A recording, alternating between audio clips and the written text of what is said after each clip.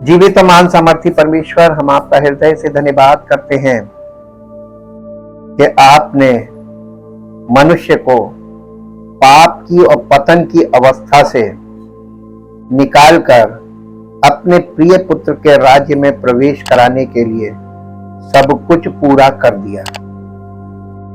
और प्रभु, आज सुसमाचार के द्वारा जो कोई उस सुसमाचार पर विश्वास करता है,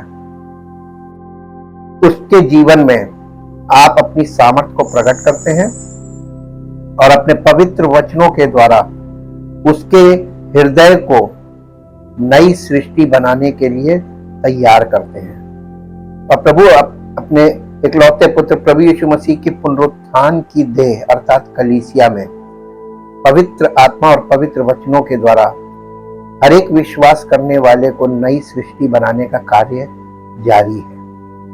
और हम आपका धन्यवाद करते हैं कि ये कार्य आपके पवित्र आत्मा के द्वारा और पवित्र वचनों के द्वारा मनुष्य के हृदय में किया जाने वाला कार्य है।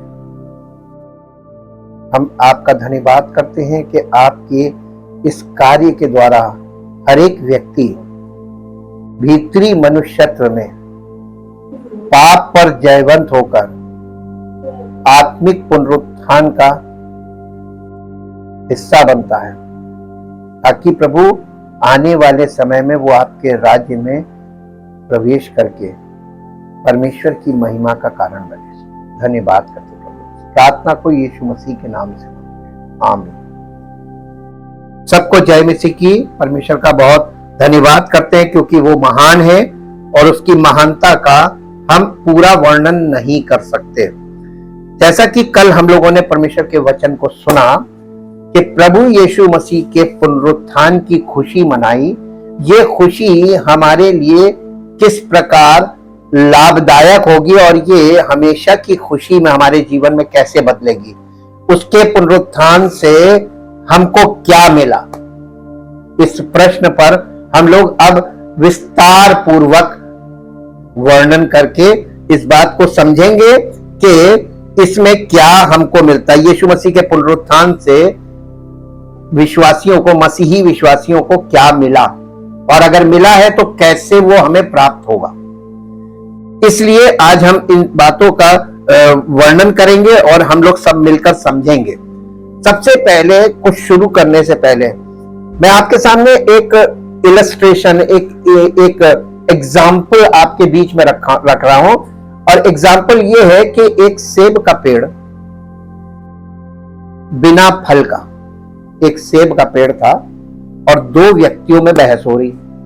एक कह रहा है कि इसके पत्ते सेब के पेड़ के पत्ते हैं तो ये सेब का पेड़ है, और दूसरा कह रहा है कि नहीं, पत्ते तो बहुत से पेड़ों के आपस में मिलते हैं लेकिन ये सेब का पेड़ नहीं है।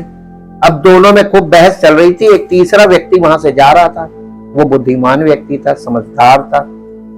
उसने कहा, उससे दोनों ने कहा कि आप बताइए भाई साहब, ये सेब का पेड़ कह रहे हैं लेकिन कह रहे पत्ते इसके सेब के पेड़ के समान है, और मैं कह रहा हूं ये सेब का पेड़ नहीं है क्योंकि पत्ते तो बहुत से पेड़ों के मैच करते हैं।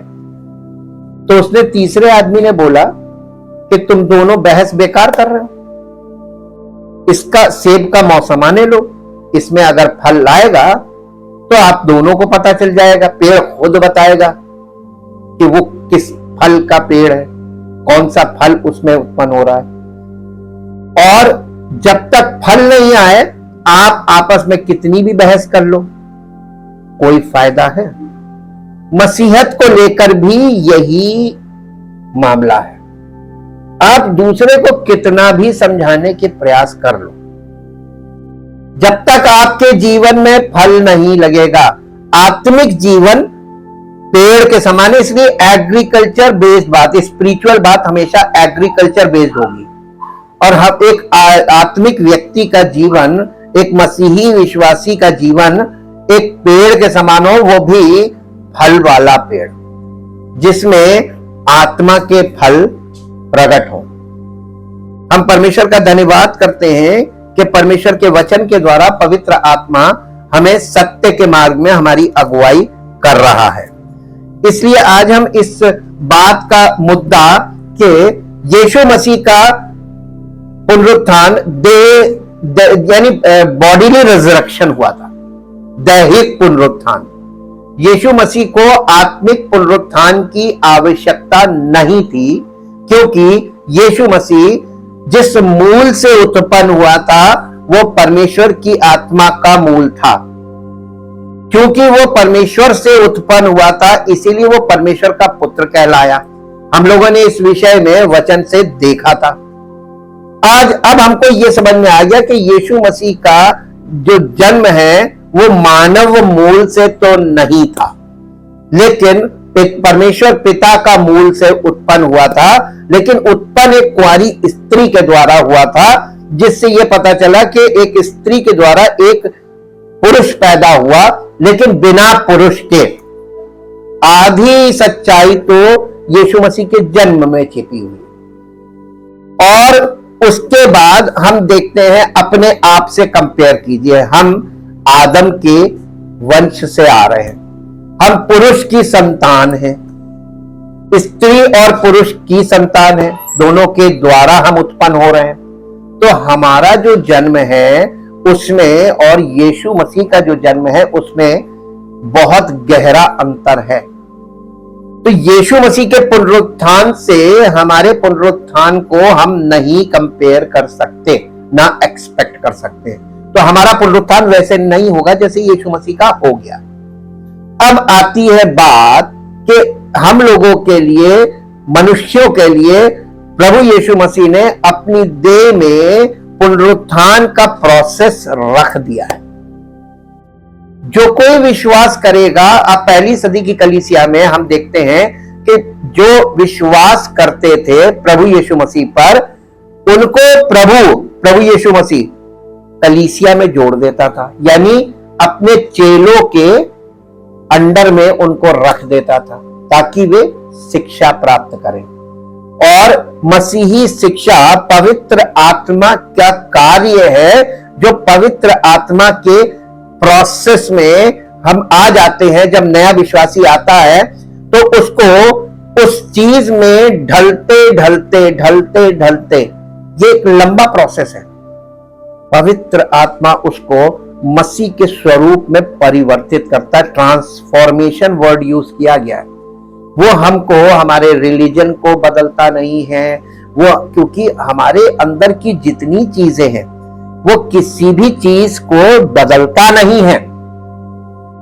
अगर बदलना होता तो ये काम तो बहुत सरल था, लेकिन वो परमेश्वर हमारी किसी चीज को, हमें नई सृष्टि बनाने में हमारे माइंड का, हमारे हार्ट का, हमारी सोच का किसी चीज को उसमें रिसीव नहीं करता, उसको रेनोवेट नहीं करता, बल्कि उन सब चीजों को हमारे अंदर से निकाल देता है और हमें नया मनुष्यत्व दिया जाता है।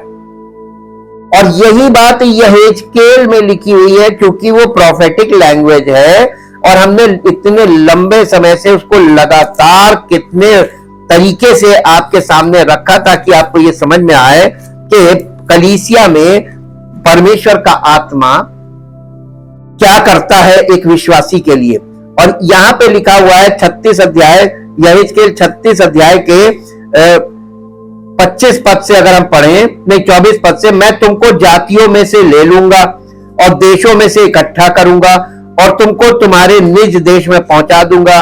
मैं तुम पर शुद्ध जल छिड़कूंगा और तुम शुद्ध हो जाओगे, और मैं तुमको तुम्हारी सारी अशुद्धता और मूर्तों से शुद्ध करूंगा। इतना करने के बाद ये कलीसिया में करेगा। और यहां पे पवित्र जल छिड़कूंगा। पवित्र जल, word of God spoken by the Holi spirit, पवित्र आत्मा के द्वारा बोला गया वचन, ये वो है पवित्र जल। वो छिड़कूंगा, तुम्हारी सारी अशुद्धता मूर्तों से शुद्ध करूंगा। तो पहला फेज लंबा चलेगा, प्रथम बारिश, ताकि आपके हृदय रूपी भूमि जो है वो मुलायम पड़ जाए। फिर हल चलना है। हल चलने का मतलब सब अंदर का बाहर निकाल के फेंक दिया जाए। तो अब आप देखिए, फिर लिखा है 26 पद में, मैं तुमको नया मन दूंगा। इसका मतलब हमारे इस मन को वो रेनोवेट नहीं करेगा। God wants to change our heart and mind. Heart change करता है, माइंड को रिन्यू करता है। Renewal of mind and change of heart, ये अपने आप में एक स्पिरिचुअल प्रोसेस है जो पवित्र आत्मा और पवित्र वचन के द्वारा किया जाने वाला कार्य है। और फिर लिखा है कि मैं तुमको एक नया मन दूंगा, तुम्हारे भीतर नई आत्मा उत्पन्न करूंगा। यानी हमारी जो आत्मा है जो डेड पोजीशन में है, स्पिरिचुअली डेड, मेरी आत्मा को, हम सबकी आत्मा को नए सिरे से उत्पन्न करेगा। जो आत्मा पहले से काम कर रही है, क्योंकि हमने कल पढ़ा था ना, पहले हम भी संसार की आत्मा के अनुसार जीवन बिताते थे और अपने मन की और शरीर की इच्छाएं पूरी करते थे। जिस आत्मा में आज भी वो लोग जो कलीसिया में नहीं जुड़े हैं, वो लोग आज भी उसी आत्मा में। तो एक आत्मा में हम पहले थे, वो संसार की आत्मा है। लेकिन जब हम कलीसिया में आते हैं तो परमेश्वर कितने प्रोसेस में, ये स्टेप्स में काम करता है। फिर जो अगला काम होता है, हमारी आत्मा को उत्पन्न करता है, ये बॉर्न अगेन। यही हमारा फर्स्ट रेजरेक्शन भी है और इसी को बॉर्न अगेन कहते हैं।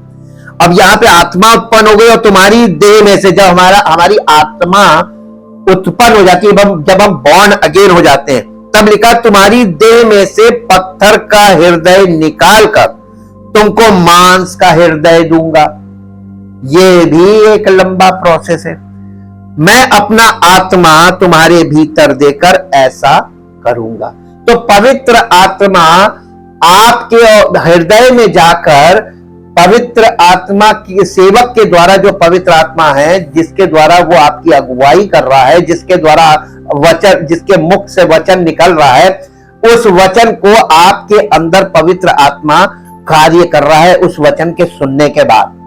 तो जब आप वचन को सुनते हैं और बॉर्न अगेन है, तो आपके अंदर जो पवित्र आत्मा का अंश आया है, वो अंश काम करता है और वो अंश आपके अंदर बहुत जबरदस्त तरीके से काम करता है। हृदय और माइंड में, माइंड का रिन्यूअल और चेंज ऑफ हार्ट का काम करता है।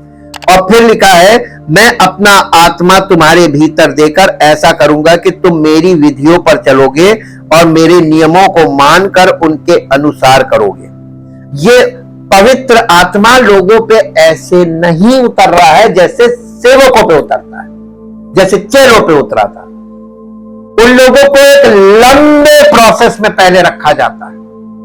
पहले तो उनको इतने लंबे प्रोसेस में और इतनी कठिनाइयों में से निकालता है, जैसे मिलिट्री में एक सैनिक, एक कमांडो तैयार होता है, ऐसे परमेश्वर अपने सेवक को तैयार करता है।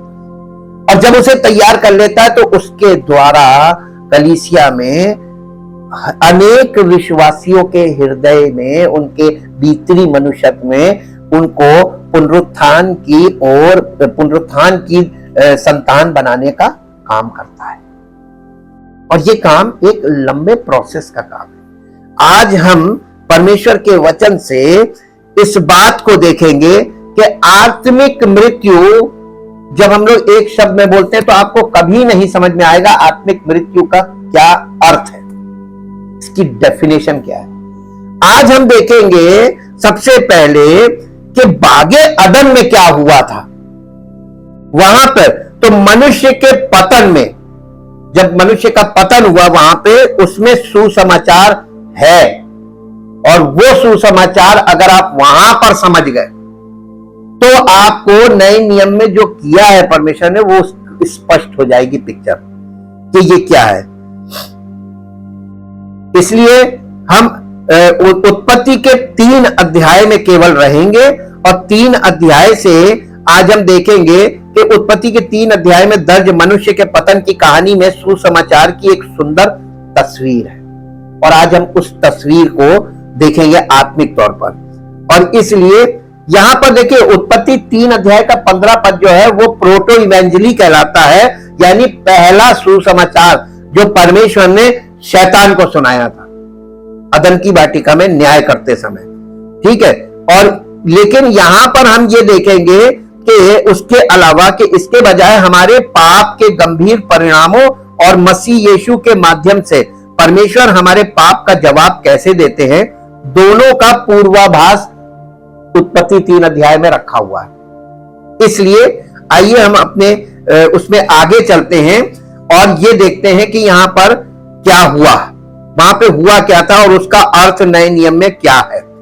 और इसके लिए हम सबसे पहले देखेंगे कि नए नियम में हमें पुराने नियम की व्याख्या करने और समझने का, नया नियम हमें पुराने नियम की व्याख्या करने और समझने का साधन देता है। यानी नए नियम के अकॉर्डिंग जब हम पीछे जाते हैं तब वो पीछे वाली बातें हमारी समझ में आ जाती हैं in the light of the new testament, अर्थात ये हमें उचित व्याख्या देता है, यानी सही तरीके से, क्योंकि यीशु मसीह ज्योति है और नए नियम में यीशु मसीह के द्वारा पुराने नियम की बातों पर रोशनी पड़ती है, डिवाइन लाइट, जिससे पुराने नियम की बातें मसीह से कैसे संबंध रखती हैं और मसीह विश्वासियों से कैसे संबंध रखती हैं, यह स्पष्ट होता है। और इसीलिए जैसा कि मार्टिन लूथर ने इसका वर्णन किया है, हमें यह देखना चाहिए कि पुराना नियम किस प्रकार यीशु के बारे में बात करता है और उसकी ओर संकेत करता है। और हम शुरू से ये देखते ही आ रहे हैं, हम तो इस पार्ट में चल रहे हैं कि हमको देखना है बाइबल में, केवल सुनना नहीं है। पुराना नियम यीशु से संबंधित आने वाली चीजों के प्रकारों और छायाओं से भरा हुआ है, यानी टाइप्स एंड शैडोज इंग्लिश में बोलेंगे कि उससे भरा हुआ है। इसमें हम एक झलक देखते हैं। यदि आप चाहें तो एक धुंधली तस्वीर कि मसीह कौन है और वो अपने पहले और दूसरे आगमन दोनों में क्या करेगा, यह आपको पुराने नियम में ही स्पष्ट होगा।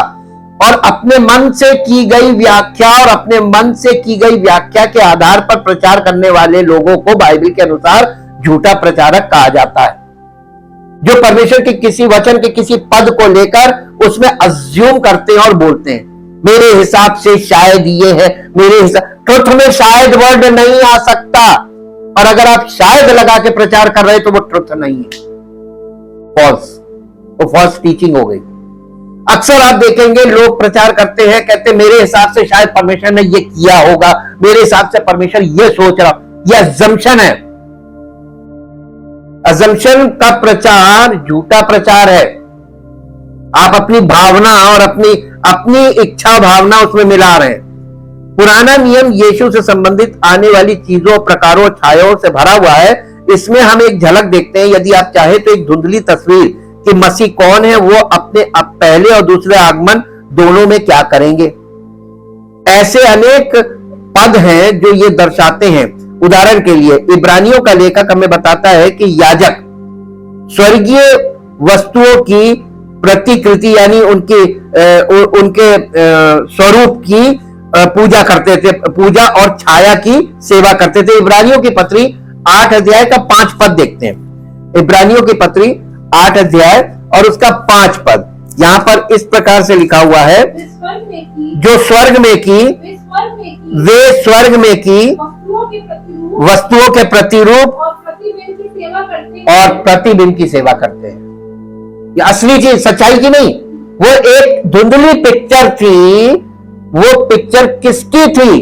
प्रभु यीशु मसीह की और उसके उस कार्य के लिए जो उसने हमारे लिए क्रूस पर किया, उसकी ये धुंधली तस्वीर, यानी वो उसकी छाया की प्रतिरूपों की सेवा करते थे, वो प्रीस्टहुड। लेकिन मसीह के सेवक सच्चाई की सेवा करते हैं, तो बिना सत्य की आत्मा के बिना किया जाने वाला कार्य मसीही सेवा नहीं है। हम लोगों को बहुत ज्यादा ध्यान इस बात पर केंद्रित करना होगा ताकि हम सही रास्ते पे और सत्य के मार्ग में आगे बढ़ सकें। और ये कि कानून में आने वाली अच्छी चीजों की छाया, इब्रानियों 10 अध्याय का पहला पद, व्यवस्था जिसमें आने वाली अच्छी वस्तुओं का प्रतिबिंब, क्योंकि व्यवस्था जिसमें आने वाली अच्छी वस्तुओं का प्रतिबिंब है, पर उनका असली स्वरूप नहीं है। जो पीछे चल रहा है पुराने नियम में, वो केवल एक रफ पिक्चर है, धुंधली तस्वीर, सिर्फ आइडिया देने के लिए कि हम आइडिया प्राप्त कर रहे हैं कि अच्छा ये है, तो इसका मतलब नए नियम में एक्यूरेसी आपको तभी आएगी जी। इसलिए बस हमने मेन मुद्दा देख लिया, हम टाइप्स एंड शैडोज को देख रहे थे। पौलुस और यीशु प्रत्येक ने उदाहरण दिए कि कैसे पुराना नियम मसीह का प्रकार और छाया है। पौलुस ने कहा कि जैसे आदम में सभी मरते हैं वैसे ही मसीह में सब जीवित किए जाएंगे। पहला कुरिन्थियों 15 अध्याय का 22 पद, पहला कुरिन्थियों 15 अध्याय उसका 22 पद यहां इस प्रकार से लिखा हुआ है। 15 अध्याय का 22 पद, और जैसे आदम में सब मरते हैं वैसे ही मसीह में सब जिलाए जाएंगे। देखिए, यीशु मसीह के पुनरुत्थान से हम नहीं जिलाए गए, हम मसीह में जिलाए जाएंगे। मसीह का मतलब क्या होता है? यीशु मसीह की आत्मिक देह जिसमें पुनरुत्थान के लिए पवित्र आत्मा कार्य कर रहा है, जिसे हम कलीसिया कहते हैं। ये बिल्डिंग नहीं है, ये बिल्डिंग नहीं है, ये आत्मिक बॉडी है। और आत्मा, आपको मालूम है परमेश्वर आत्मा आपको दिखाई देता है? नहीं ना? तो आपको आत्मिक बॉडी दिखेगी? नहीं दिखेगी। जब हम प्रभु के नाम से पवित्र आत्मा के परमेश्वर की उपस्थिति में, वो कहीं भी हो सकती है परमेश्वर की उपस्थिति, जहां परमेश्वर का चुना हुआ सेवक होगा और वहां पर यीशु मसीह पर विश्वास करने वाले लोग जमा होंगे, वहां वो है। लिखा होगा नहीं, उसने कहा जहां मेरे नाम से 2 या 3 एकत्रित होते वहां मैं हूं। He is there. हमको बिलीव करना है कि वो है। आप उसकी उपस्थिति में आते हैं कलीसिया में, और कलीसिया बिल्डिंग नहीं थी और आज भी बिल्डिंग नहीं है। परमेश्वर का वचन कभी नहीं बदलता। कलीसिया, प्रारंभिक कलीसिया, पहली सदी कलीसिया घरों में छोटे छोटे ग्रुप्स में एकत्रित होती थी। वो थी रियल कलीसिया। आज कलीसिया बिल्डिंगों में चली गई। अब देखिए, जैसे अब इसके आगे हम देखते हैं कि यीशु ने अपने शिष्यों से कहा जैसे नूह के दिन थे वैसे ही मनुष्य के पुत्र का आना भी होगा। मत्ती रचित सुसमाचार 24 अध्याय का 37 वर्ष, 24 अध्याय उसका 37 पद। कुछ चीजों को हम पहले क्लियर करेंगे, तब हम इस विषय में आगे बढ़ेंगे। मत्ती रचित सुसमाचार 24 अध्याय, जैसा नूह के दिनों में था वैसा ही मनुष्य के पुत्र का आना भी होगा। यानी नूह के दिनों में जब नूह जहाज बना रहा था और लोग उससे पूछते थे कि ये क्या कर रहे हो, तो वो उस समाचार सुनाता था। वो समाचार जो जल प्रलय का एक भयानक समाचार था। और चूंकि उस समय तक बारिश नहीं होती थी, लोगों को यही नहीं मालूम था बारिश क्या चीज है, तो लोग उसका मजाक उड़ाते थे और कहते थे ये सनक गया है। और उसकी बात पर किसी ने विश्वास नहीं किया। और ठीक ऐसे ही आज प्रभु ने कहा मैं अपनी कलीसिया बनाऊंगा, तो वो अपनी कलीसिया बना रहा है। नूह जहाज बना रहा था, प्रभु अपनी कलीसिया बना रहा है। जैसे जहाज में नूह के परिवार को और जितने जानवर उसके अंदर आ गए थे सब बच गए थे, वैसे ही कलीसिया में जितने लोग आकर पहले पुनरुत्थान के भागी हो जाएंगे मसीह की देह में, वो सब बच जाएंगे। बाकी पृथ्वी पर प्रलय, वहां जल प्रलय थी, यहां पर प्रलय चारों तरफ से आएगी और प्रलय काल शुरू हो गया। न्यूज उठाकर देख लीजिए, प्राकृतिक आपदाओं का भयानक फ्रीक्वेंसी बढ़ गई है और ये इस चीज से मिला दिया गया। और जैसे मूसा ने जंगल में सांप को ऊपर उठाया, वैसे ही मनुष्य के पुत्र का भी आना होगा, उसको ऊपर उठाया जाए। और वो क्रूसिफिक्शन भी हो गया परमेश्वर के वचन के अनुसार। सबसे स्पष्ट संकेतों में से एक ये है कि पूरा पुराना नियम यीशु की ओर इशारा करता है, जो यीशु के पुनरुत्थान के बाद, जो लूका रचित सुसमाचार में यीशु के पुनरुत्थान के बाद इमाउस के रास्ते पर लोगों के साथ यीशु की मुलाकात होती है और मूसा और सभी भविष्यवक्ताओं से शुरू करके उसने उन्हें सभी में व्याख्या दी। अपने विषय में पवित्र शास्त्र में कहां कहां किसने क्या लिखा है वो उनको उसी समय बता दिया। लूका रचित सुसमाचार 24 अध्याय उसका 27 पद, यहां पर यीशु मसीह ने उनको पुराने नियम से अपने विषय में लिखी बातों को उनको समझा दिया था और उनको समझ में आ गया था, क्योंकि पुराने नियम के समय में लोग परमेश्वर के वचन का अध्ययन करते थे और वचन में मन लगाए रहते थे, आज के युग के लोगों की तरह नहीं जी। तब उसने मूसा से और सब भविष्यवक्ताओं से आरंभ करके सारे पवित्र शास्त्र में से, सारे पवित्र शास्त्र का मतलब सारे पूरे पुराने नियम में से अपने विषय में लिखी हुई बातों का अर्थ उन्हें समझा दिया। बस ये उनको तुरंत समझ में आ गया। इस प्रकार पुराने नियम को ठीक से समझने का तरीका ये देखना है कि ये हमें यीशु की ओर कैसे इंगित करता है। पुराने नियम से ही हम असली चीजें, आज लोगों ने सुसमाचार में मिलावट कर दी, आज लोगों ने वचन को तोड़ मरोड़ के रख दिया, अपनी भावनाओं को मिला दिया, अपने माइंड के अनुसार वचन को उसकी व्याख्या कर दी और इसलिए इतने ढेर सारे मत खड़े कर दिए कि आज कोई व्यक्ति अगर सच्चाई से प्रभु को के निकट आना मांगे तो वो प्रभु तक नहीं पहुंच पाएगा, क्योंकि इतनी कॉपीज खड़ी हो गई है झूठ की, यानी डुप्लीकेसी इतनी हो गई है। लेकिन मालूम है परमेश्वर का वचन आज भी एज इट इज है। बुद्धिमानी सिर्फ इतनी है कि आपको रिटन वर्ड और जो चल रहा है, तो आपको बाइबल में वो एक्टिविटीज नहीं मिलेंगी जो चल रही है आज कलीसियाओं में। क्या कलीसियाओं में कभी किसी कलीसिया ने किसी प्रकार का स्टेज पर ड्रामा दिखाया? आज क्या चल रहा है? एक्टिंग चल रही है। जबकि कलीसिया में मनुष्य के जीवन से सच्चाई प्रकट होनी थी कि वाकई में इस व्यक्ति के जीवन में प्रभु जीवित है। अगर आप दुनिया को यह बताना मांग रहे हैं या दिखाना मांग रहे हैं कि प्रभु जीवित है, तो वो आप में जीवित होगा तभी लोग देखेंगे। बाकी दूसरे माध्यम से तो आप इसलिए दिखा रहे क्योंकि आप उसको, वो आप में जीवित नहीं है, इसलिए आप दिखा रहे हैं अपने प्रयास से, फिजिकल तरीकों से, शारीरिक तरीकों का इस्तेमाल करके। अब हम चलते हैं मनुष्य का पतन सृष्टि वृतांत के लगभग तुरंत बाद दर्ज किया गया है। यानी जब सृष्टि का पूरा सृष्टि बना दी गई और सृष्टि का काम कंप्लीट हुआ तो लगभग तुरंत बाद मनुष्य का पतन हो गया। छठे दिन सब कुछ कंप्लीट हुआ और दूसरा दिन 7वां दिन था और 7वां दिन परमेश्वर का विश्राम दिवस था और 7वें दिन में जब परमेश्वर विश्राम कर रहा था उसी समय मनुष्य का पतन हो गया। तो पतन की टाइमिंग देखिए और ये सब चीजें आपको वहां से क्लियर करेंगी कि नए नियम में परमेश्वर ने कैसे इन चीजों को पूरा किया।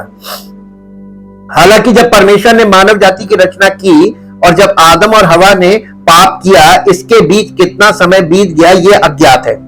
ये कुछ घंटे या कई साल भी हो सकते हैं। हम इस पे नहीं जाएंगे क्योंकि जो चीज बाइबल में नहीं लिखी है और उस पे हम माइंड नहीं लगाएंगे, बल्कि बाइबल हमें मुद्दे की बात बता रही है, हम मुद्दे की तरफ जाएंगे। और उत्पत्ति 2 इस बारे में बताता है कि कैसे परमेश्वर ने मनुष्य को अपनी छवि में बनाया, अर्थात परमेश्वर और मनुष्य में कुछ गुण समान है लेकिन सभी नहीं। परमेश्वर ने आदम को अदन के बगीचे में रखा जो कि सभी संदूषण और क्षय से मुक्त एक शाब्दिक स्वर्ग था और आदम से कहा कि वो एक को छोड़ किसी भी पेड़ के फल को खा सकता है, अच्छे और बुरे के ज्ञान का पेड़, अन्यथा एडम मर जाएगा। यानी एक पेड़ का फल मना किया था, भले बुरे के ज्ञान के वृक्ष का फल मत खाना नहीं तो तुम मर जाओगे। ये इंगित करता है कि परमेश्वर ने मनुष्य को परमेश्वर पर भरोसा करने या परमेश्वर के खिलाफ विद्रोह करने की स्वतंत्र इच्छा दी थी। यहां उसने मनुष्य को, आदम को फ्री विल कर दिया था कि खाना मत, लेकिन आदम के पास उसकी इच्छा में 2 पॉइंट काम कर रहे थे। आदम को पूरा अधिकार था कि वो उसमें से खा सकता है और आदम को पूरा अधिकार था कि वो उसमें से ना खाए, लेकिन उसने क्या चूज किया? उसने परमेश्वर की आज्ञा के विरुद्ध जाना चूज किया। इसको बलवा कहते हैं, रेबेलियन कहते हैं। वो परमेश्वर के विरुद्ध गया और उसने वो काम किया जो परमेश्वर के विरुद्ध था, जिसके लिए उसने मना किया था। विद्रोह करने की स्वतंत्र इच्छा, तो उसने परमेश्वर के खिलाफ विद्रोह कर दिया। फिर परमेश्वर ने आदम की सहायक पत्नी के रूप में एक महिला की रचना की, जिसने हमें विवाह की दिव्य संस्था दी। यानी ये डिवाइन इंस्टीट्यूशन है मैरिज। अब बताइए, डिवाइन का मतलब दिव्य है, यानी परमेश्वर की ओर से ये विवाह एक इंस्टीट्यूशन है, एक संस्था है। और इस संस्था पर अटैक शैतान करता है कि नहीं करता है? पहले जोड़े से कर रहा है, आज तक कर रहा है। जब किसी का विवाह लगने वाला होता तब से ही शैतान एक्टिव हो जाता, कैसे तोड़े, विवाह ना हो। और किसी तरीके से विवाह हो गया, उसके बाद वह अंत तक अटैक करता रहता है कि कैसे तलाक हो जाए। और आज ये गतिविधि वैवाहिक जीवन में इतनी तेजी से हो रही है, जितनी स्पीड से शादियां हो रही है उसकी डबल स्पीड से परिवार टूट रहे, तलाक हो रहे, अलैदा हो रहे पति पत्नी। ये शैतान का अटैक इसी पर है, इसी संस्था पर। आदम ने उसे महिला कहा, यानी कहा ये नारी है। पतन के बाद आदम ने महिला को ईव कहा। ईव का मतलब होता लाइफ। पतन से पहले आदम ने उसको कहा ये नारी है, क्योंकि ये नर में से निकाली गई है, ये नारी कहलाएगी, इंग्लिश में वुमेन। लेकिन पतन के बाद उसने उसको ईव बोला। ईव का मतलब है ये मेरा जीवन है, आदम का जीवन पत्नी। अब आप यहां पे देखिए, पतन के पहले पतन के बाद अंतर कैसे हुआ। और यहां पर हमको देखने को, तब वहां पे अदन की वाटिका में रहते हुए हमें बताया गया कि वे दोनों नग्न थे और लज्जित नहीं होते थे। उत्पत्ति 2 अध्याय के 25 पद में ये बात लिखी हुई है। उत्पत्ति 2 उसका 25 पद। आदम और उसकी पत्नी दोनों नंगे थे, पर लजाते नहीं थे। यानी दोनों को एक दूसरे को देखकर लज्जा नहीं आती। क्यों नहीं आती थी? क्योंकि उनके इंसान, देखिए, आंखों से जब वो देखता है कुछ और देखकर वो माइंड में विचार करता है, तो देखने में प्रॉब्लम नहीं है। देखकर उस पर आपने क्या विचार किया, किस नजरिए से देखा, प्रॉब्लम वहां पर है। पतन से पहले वो एक दूसरे को देखते थे शरीर को, लेकिन उनका नजरिया वैसा नहीं था। पतन के बाद नजरिया बदल गया। ये सिन, देखिए, आत्मिक मृत्यु को अगर आपको समझना होगा तो आपको ये पॉइंट्स देखने होंगे कि हुआ क्या क्या था। ये शारीरिक नग्नता से अधिक भावनात्मक और मनोवैज्ञानिक नग्नता का संकेत देता है। वहां पर स्पिरिचुअली ज्यादा हो रहा है, वहां फिजिकली कोई खास नहीं हुआ पतन के बाद। और इसलिए यहां पर मनोवैज्ञानिक वो आ जाता है। आदम और हवा एक दूसरे और ईश्वर के प्रति पारदर्शी, खुले और असुरक्षित थे। असुरक्षित क्यों थे मालूम है? क्योंकि परमेश्वर ने आदम को फ्री विल दी हुई थी, स्वतंत्र इच्छा। और स्वतंत्र इच्छा ही मनुष्य के लिए सबसे खतरनाक है। जब बच्चों को, आज के बच्चों को लीजिए, आज ज्वाइंट फैमिलीज नहीं, और अगर हस्बैंड वाइफ दोनों जॉब करते हैं, तो बच्चे दिन में मनमानी कर रहे हैं कि नहीं कर रहे हैं। और बच्चों को रोकने टोकने वाला कोई है नहीं, पहली बात। और अगर कोई रोक टोक कर दे तो बच्चे विद्रोह करते हैं, जिससे माता पिता को उनको टोकने वाले पर वो तुरंत कहते हैं आप कौन होते बोलने वाले, मेरा बच्चा है, मना कर देते हैं। क्योंकि वो बच्चा अपने परिवार में माता पिता के विरुद्ध विद्रोह करता है। ये विद्रोह की स्थिति कहां से आ रही है? ये पतन से आ रही है। और इसलिए आजकल भी, आज भी और आरंभ से मनुष्य को कोई कुछ टोक दे, उसको बहुत बुरा लगता है। लेकिन ये गलत है, क्योंकि वो अपनी स्वतंत्र इच्छा को ही आगे रख के चल रहा है। इसी संदर्भ में हम मानव जाति के पतन को देखते हैं और परमेश्वर उस पतन पर कैसे प्रतिक्रिया करते हैं, हमें यीशु का स्वरूप और छाया देते हैं वहां पर। देखिए सब कुछ परमेश्वर देख रहा है कि इतना जबरदस्त इंसान क्या से क्या हो गया। मनुष्य के पतन में सुसमाचार हमको दिखाई देगा। अब देखिए यहां पर सुसमाचार उत्पत्ति में, उत्पत्ति 3 में हमें सुसमाचार का एक आकर्षक और सुंदर चित्र दिखाई देता है।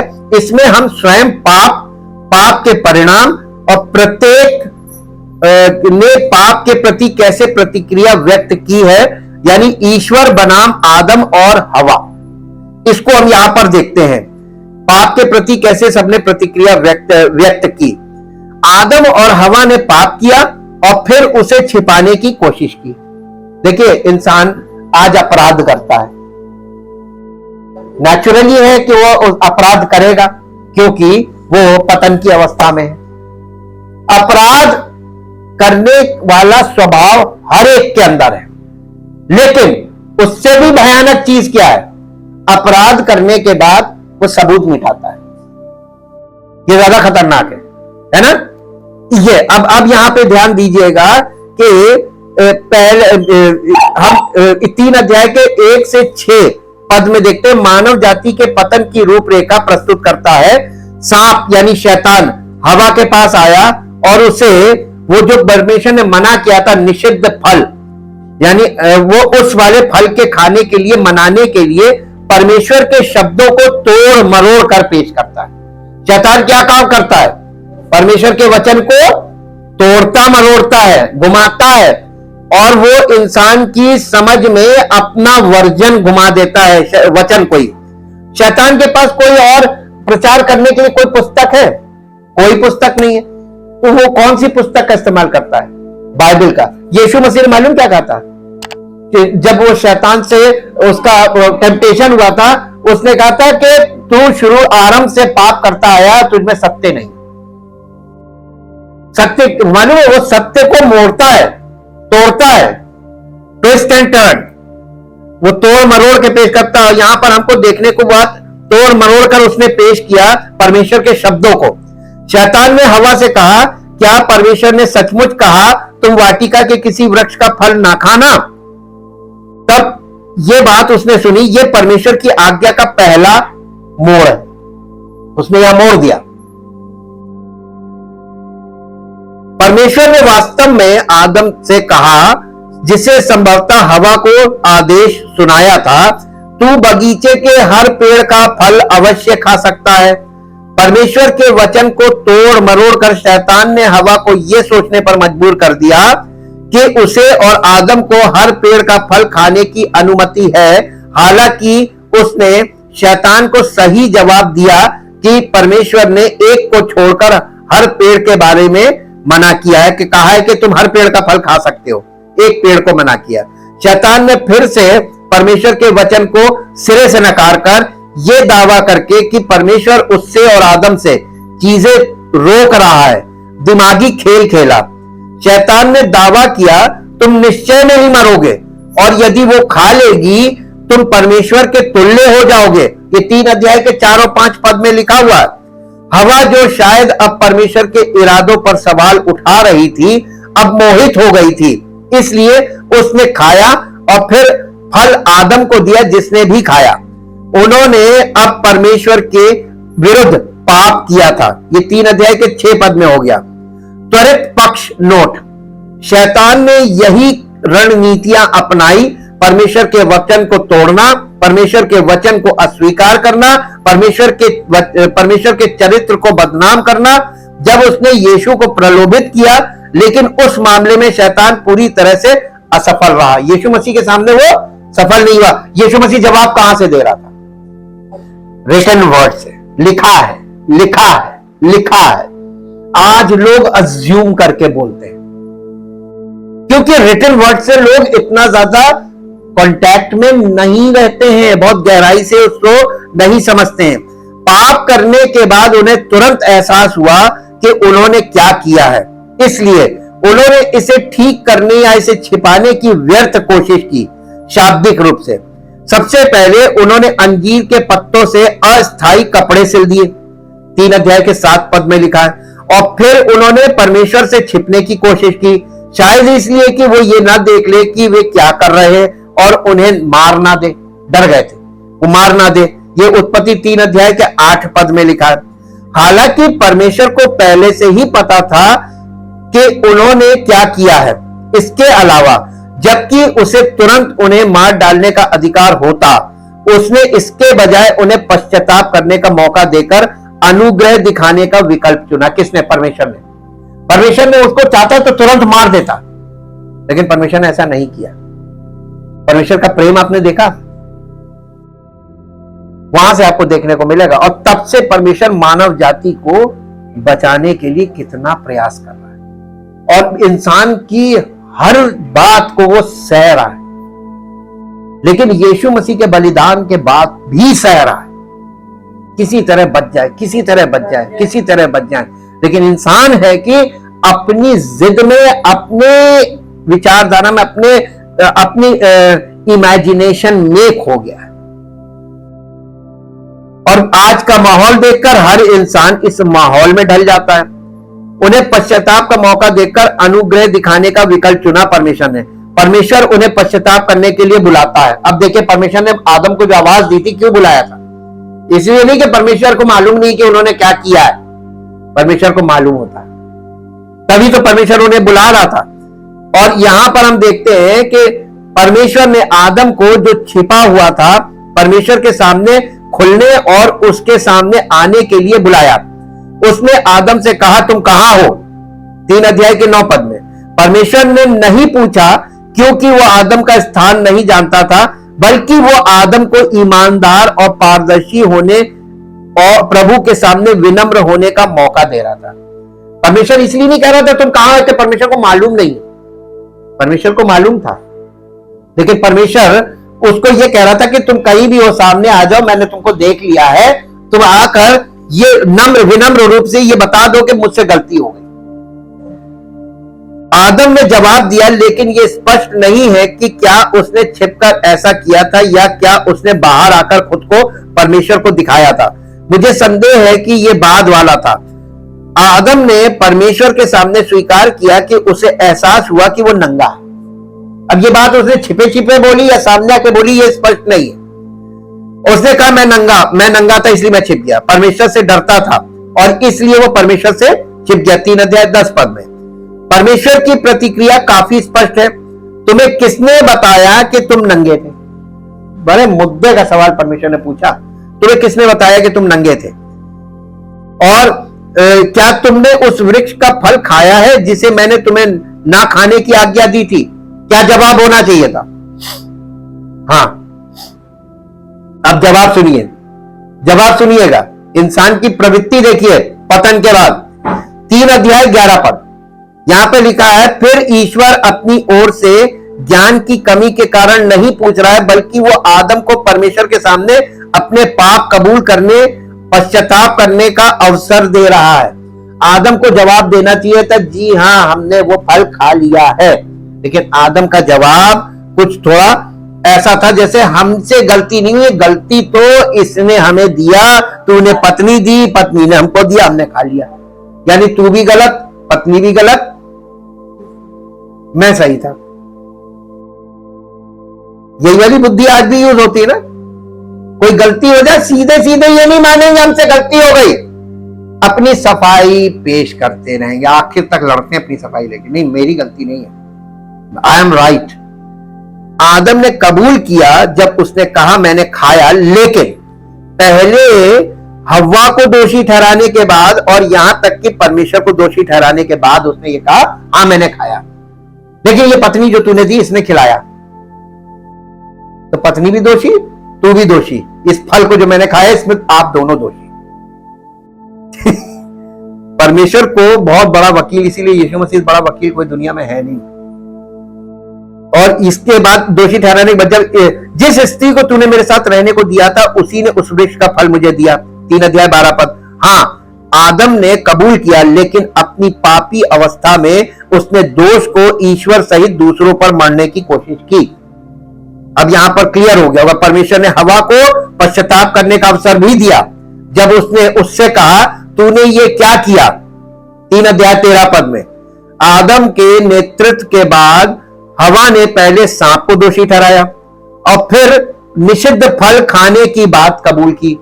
पत्नी भी कम नहीं थी, उसने कहा शैतान ने मुझे बहका दिया था। अब शैतान तो तू ही ने बनाया ना, सांप को तो तूने बनाया है, सांप ने बहका दिया, मैंने खा लिया, तो मैं भी सही हूं, अब गलती शैतान है ये जिसे तूने बनाया। तो दोनों ने मिलकर परमेश्वर पे दोष लगा दिया, मर दिया। ठीक, अपने पाप को स्वीकार करने के बाद भले ही दोषारोपण का खेल खेलते हुए परमेश्वर ने अब आदम और हवा को उनके पाप की सीमा और गंभीरता के बारे में बताया। परमेश्वर ने उनके पाप के परिणामों को रेखांकित किया है, और ये 3 अध्याय के 14 से 19 में परमेश्वर द्वारा सर्प, हवा और फिर आदम के लिए बताए गए सभी परिणामों पर चर्चा हम नहीं करेंगे, बल्कि हम उनके पाप के बड़े परिणामों पर प्रकाश डालेंगे।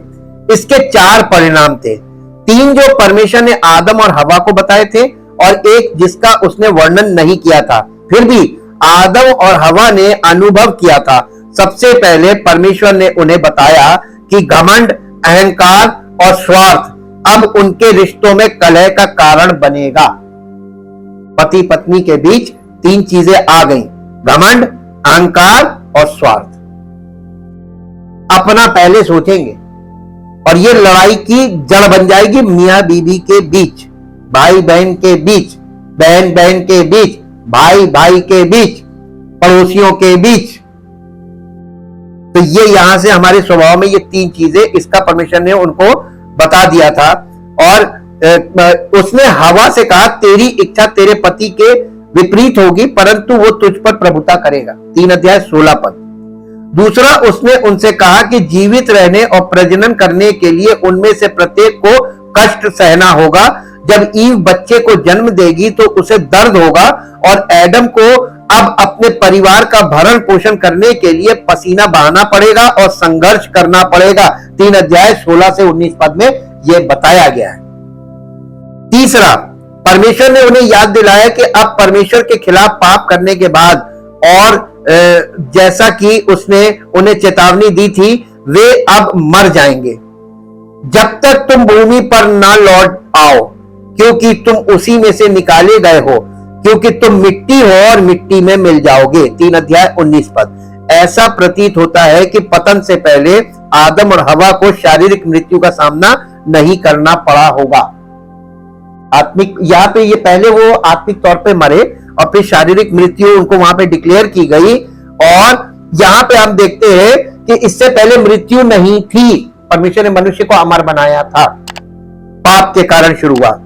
ठीक, हवा को क्योंकि उन्होंने पाप किया है वे निश्चित रूप से मरेंगे।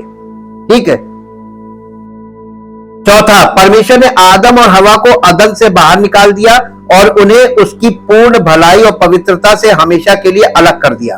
3 अध्याय 22 से 24 तक। ईश्वर के साथ उनका जो घनिष्ठ व्यक्तिगत रिश्ता था, एक दूसरे के साथ, यानी ईश्वर और एक दूसरे के साथ, यानी पति पत्नी का आपस में और दोनों का मिलकर ईश्वर के साथ जो उनका घनिष्ठ व्यक्तिगत रिश्ता था, वो अब खत्म हो गया। ये पाप के बाद पतन हो गया। स्वयं के परिणामों के साथ साथ ईश्वर ने आदम से कहा कि उसके पाप के दूरगामी परिणाम होंगे। उसने आदम से कहा तेरे कारण भूमि श्रापित है। 3 अध्याय 17 पद। यह इंगित करता है कि सृष्टि स्वयं अब आदम के पाप के कारण श्रापित है। पौलुस ने इस सत्य को दोहराया है जब वो हमें याद दिलाता है कि आदम के पाप के कारण सारी सृष्टि श्रापित है और उस दिन की प्रतीक्षा में दर्द से कराह रही है जब वो मसीह के दूसरे आगमन पर अपने बंधन से मुक्त हो जाएगी सृष्टि। रोमियो की पत्री 8 अध्याय उसका 19 से 22 पद पढ़ लीजिएगा, वहां पर यह लिखा हुआ है।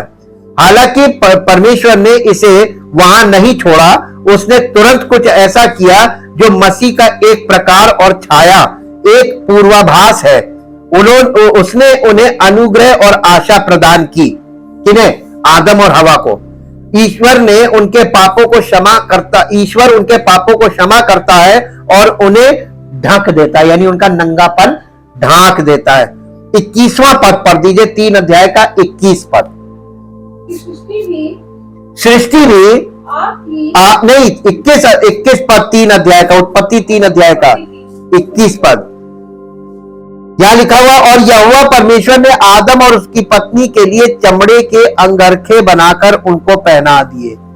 चमड़ा कहां से लाया?